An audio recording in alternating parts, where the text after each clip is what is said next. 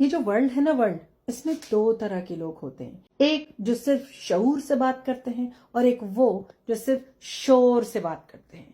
تو شور اور شعور میں صرف عین کا فرق ہے، اور عین کا مطلب ہے علم۔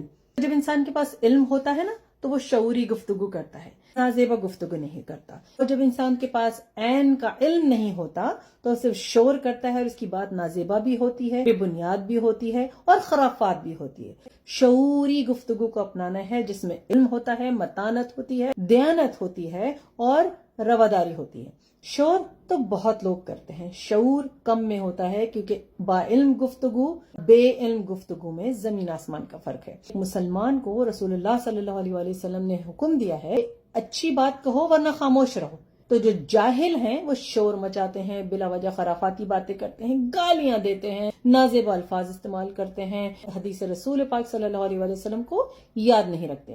رسول پاک صلی اللہ علیہ وسلم کے زیادہ تر احکامات، ان کی حدیث لمبی چوڑی کہانیوں پہ مبنی نہیں۔ تو بات صرف اتنی ہے ہم ان کی بات کو سمجھیں، ان کی اسوہ کو پڑھنا اس لیے انتہائی ضروری ہے ہر مسلمان کے لیے، ہم ان کے جیسا شعوری علم حاصل کریں اور ان کے جیسا شعوری برتاؤ اپنی زندگی میں لائیں۔ شور اور شعور کا فرق بھولیے گا نہیں۔ اگر شور اور شعور میں فرق نہیں ہو تو انسان میں اور حیوان میں کوئی فرق نہیں۔